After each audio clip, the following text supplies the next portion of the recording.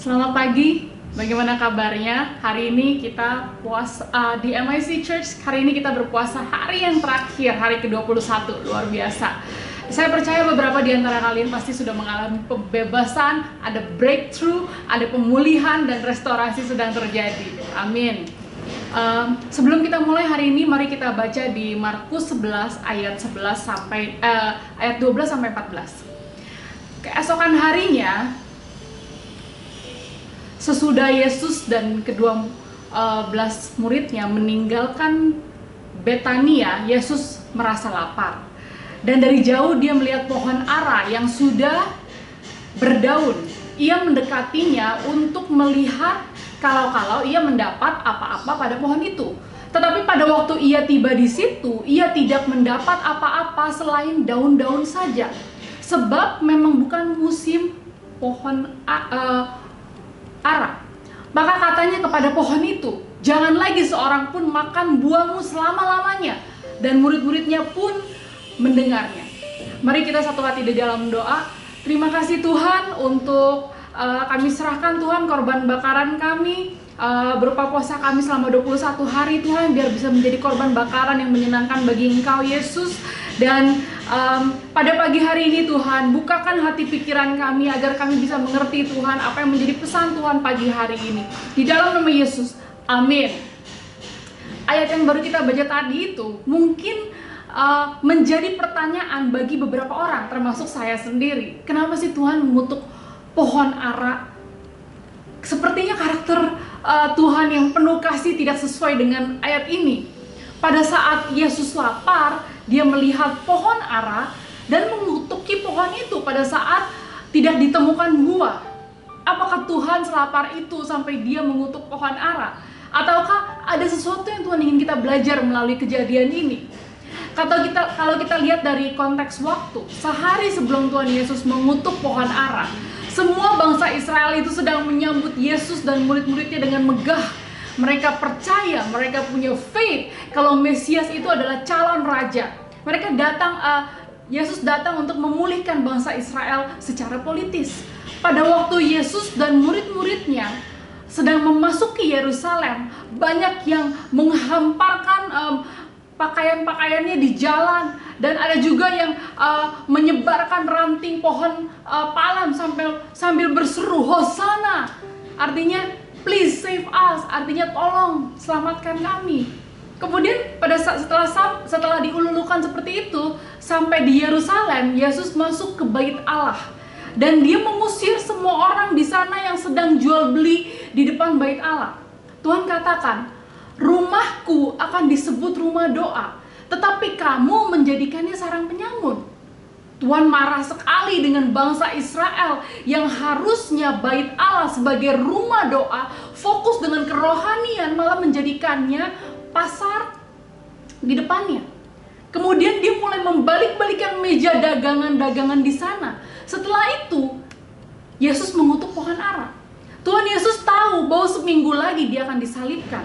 Waktunya singkat, tapi masih banyak yang harus dipelajari oleh murid Yesus. Kita masuk poin yang pertama, Tuhan ingin muridnya itu berbuah lebat. Kenapa sih Tuhan mengutuk pohon ara? Pohon ara dikatakan biasanya berbuah dulu sebelum dia tumbuh daun. Jadi kalau lihat ada pohon ara dengan daun, berarti kita bisa berasumsi pohon ara itu sudah berbuah. Pohon ara itu mengalami beberapa musim. Dikatakan di sini memang lagi bukan musim pohon ara, tapi daunnya sudah ada gitu. Jadi sudah ada banyak. Jadi wajar kalau Tuhan melihat-lihat kalau dia mendapatkan buah. Pada waktu tidak didapatkan apa-apa, Tuhan berkata kepada pohon itu, jangan lagi seorang pun makan buahmu selama-lamanya. Wah, pohon itu dikutuk Tuhan menjadi mandul. Besoknya, pada waktu murid-muridnya melewati pohon itu sudah kering sampai akar-akarnya. Pohon ara ini sebenarnya melambangkan bangsa Israel. Tuhan ingin menunjukkan bahwa bangsa itu kerohaniannya kosong karena mereka tidak ada buahnya. Mereka tidak percaya bahwa Yesus adalah Mesias yang dinubuatkan. Pohon ara ini tanaman yang common ya di saat di Israel. Jadi biasanya ada banyak. Pada waktu Tuhan Yesus dan murid-muridnya berjalan, mungkin pada waktu itu juga dia menemukan pohon ara lain yang hanya wujudnya batang saja. Kalau pohon ara lain yang hanya batang itu diibaratkan seperti orang-orang yang tidak mengenal Tuhan. Kalau mereka tidak ada buahnya, itu wajar. Karena lifestyle, kalau diibaratkan kita, mungkin lifestyle mereka, cara hidup mereka, perkataan mereka itu memang sangat duniawi. Jadi memang tidak diharapkan orang yang tidak mengenal Allah itu bisa menghasilkan buah. Orang yang tidak percaya Tuhan, dia akan dibutakan kepada pekerjaan, mukjizat, dan janji-janji Tuhan. Dia nggak akan bisa lihat itu. Tapi bangsa Israel, Yahudi yang sudah mengenal firman Tuhan, sudah hafal kitab Torah dari Kejadian sampai Ulangan, yang baru saja menyambut Tuhan sebagai Mesias, dielulukan sebagai Raja, mereka rutin beribadah di bait Allah, tapi di bait Allah malah dijadikan tempat dagang dan status sosial. Mereka baru saja menyambut Tuhan sebagai Mesias, penyelamat bangsa, sesuai dengan apa yang dinubuatkan oleh Nabi Yeremia, tapi seminggu kemudian dia disalibkan. Kenapa? Karena apa yang mereka expect, mereka harapkan dari Tuhan itu tidak terjadi. Mereka tidak punya iman yang berakar kepada Tuhan. Dari luar kelihatannya rohani, tapi dari dalam urusannya duit dan urusannya status sosial. Kita mungkin juga pernah mengalami apa yang kita harapkan dari Tuhan tidak terjadi. Apa yang kita doakan belum terjawab. Kenyataan tidak sesuai dengan harapan. Kita harus terus imani apa yang kita imani. Walaupun keadaan tidak baik, tidak sesuai harapan, tidak sesuai ekspektasi, tapi Tuhan itu tetap baik. Kita nggak bisa mengerti rancangan-rancangan Tuhan, tapi rancangan Tuhan buat saudara dan saya adalah rancangan damai sejahtera, adalah rancangan yang terbaik. Poin yang kedua, Tuhan ingin kita tinggal di dalam Dia. Beberapa hari setelah Tuhan mengutuk pohon ara adalah Last Supper. Jadi perjamuan makan terakhir Tuhan Yesus dengan muridnya sebelum dia disalibkan. Di Last Supper ini Tuhan Yesus berkata di Yohanes 15 ayat 5-7. Akulah pokok anggur dan kamulah ranting-rantingnya. Barang siapa yang tinggal di dalam aku dan aku di dalam dia, dia berbuah banyak. Sebab di luar aku, kamu tidak dapat berbuat apa-apa. Barang siapa tidak tinggal di dalam aku, ia dibuang keluar seperti ranting dan menjadi kering. Kemudian dikumpulkan orang dan dicampakkan ke dalam api lalu dibakar. Jikalau kamu tinggal di dalam aku dan firmanku tinggal di dalam kamu, mintalah apa saja yang kamu kehendaki, maka kamu akan menerimanya. Setelah kejadian pohon ara yang kering, Tuhan ingin mengajarkan bagaimana sih caranya untuk berbuah. Tuhan katakan, kita bisa berbuah banyak dengan tinggal di dalam Dia. Dengan tinggal di dalam Tuhan dan firman-Nya, maka apa saja yang kau kehendaki, kamu akan menerimanya. Di luar Dia akan menjadi kering dan dicampakkan dan kemudian dibakar. Tinggal di dalam Dia, abide in Him, dalam bahasa Yunani-nya meno, artinya to stay, to abide, to continue, to dwell, endure, be present, remain. Jadi harus terus bertahan, harus terus tinggal, harus terus ada. Sebagai ranting, hanya dapat hidup dari nutrisi dari pokok anggur yang mengalir ke dalamnya. Demikian juga orang percaya bisa terus berbuah selama hidup dengan Kristus yang mengalir di dalamnya, yang tetap tinggal di dalam Tuhan. Tinggal di dalam Dia dan terus menjaga firman di dalam hati dan pikiran, dan menjadi yang bisa menjadi penuntun kita. Yang ketiga, Tuhan ingin kita berbuah setiap saat. Kita bisa belajar melalui cerita pohon ara ini. Kita mungkin sudah menerima Tuhan sebagai juru selamat kita dari pada waktu kita masih di bangku sekolah, ada yang mungkin waktu retret, atau mungkin yang baru menerima Tuhan apa di kuliah atau di tempat kerja. Kita di sini mungkin banyak yang sudah membaca, mendengar begitu banyak firman Tuhan. Sama seperti pohon ara. Pada waktu Tuhan mendekat kepadamu, apakah Dia menemukan buah-buahnya?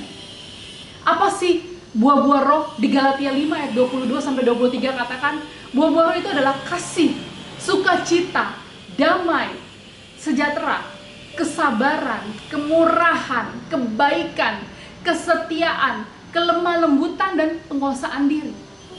Apakah saudara sudah mempraktekkan buah-buah roh ini dalam kehidupan sehari-hari? Kalau ada, berarti ada buahnya. Seperti pohon ara, Tuhan tidak ingin dari luar kelihatan rohani seperti pohon ara itu.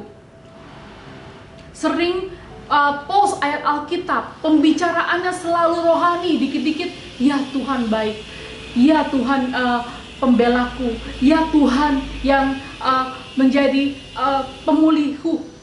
Rutin ikut doa puasa, melayani Tuhan di gereja, memberikan persembahan persepuluhan, tapi di dalamnya tidak ada pertobatan, tidak ada buahnya.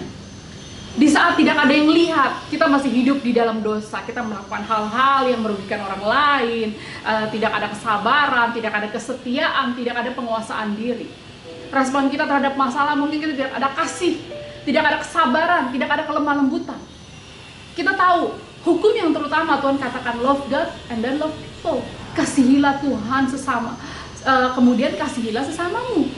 Kita tidak bisa bilang kita hidup di dalam firman Tuhan tanpa melayani orang lain.